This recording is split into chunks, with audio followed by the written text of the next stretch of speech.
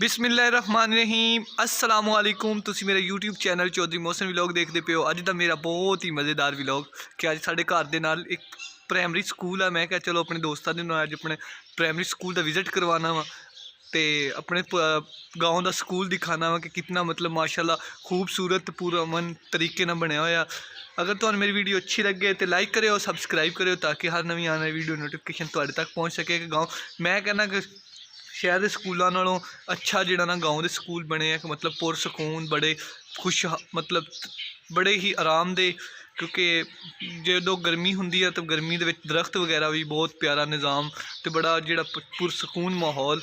तो अज मैं तुहानू दिखावांगा इंशाअल्लाह, तुसीं भी देख के जरूर लुत्फअंदोज़ होगे। तुहानू मेरी वीडियो अच्छी लगे तो लाइक करो, सबसक्राइब करो ताकि हर नवी आने वाली वीडियो नोटिफिकेशन तुहाडे तक पहुँच सके।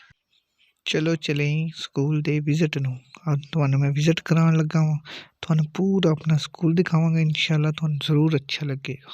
पुरानियां यादां, पेड़ वगैरह कितना प्यारा माहौल, कितना ज़बरदस्त। झूले भी मतलब नॉर्मली तौर पर झूले भी लगे हुए आ। तो गाँव के स्कूल, ये गाँव का स्कूल आ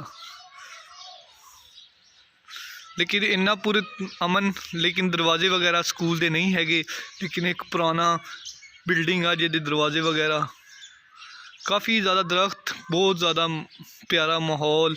बचपन दियां यादां साडे असीं फट्टियां ते बह के पढ़दे सी।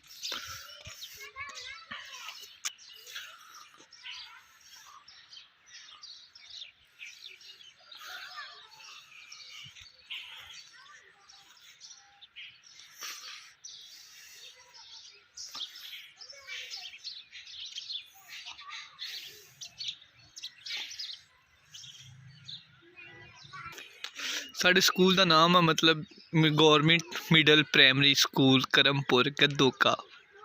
मतलब मीन लोग साढ़े गाँव का नाम सुन के तो अजीब जिहा फील करते हैं, क्योंकि इस गाँव का नाम तुसी शायद बहावलपुर की रियासत दे जिहड़ा नवाब है, उस नवाब ने जिस गाँव दे विच शादी की सी ना, उस इस गाँव की जिहड़ी सीगी औरत उहदे नाल शादी की सी।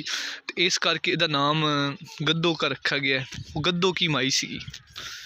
अगर तुहानू मेरी वीडियो अच्छी लगी हो तो लाइक सबसक्राइब जरूर करियो ताकि हर नवी आने वाली वीडियो नोटिफिकेशन तुहाडे तक पहुँच सके।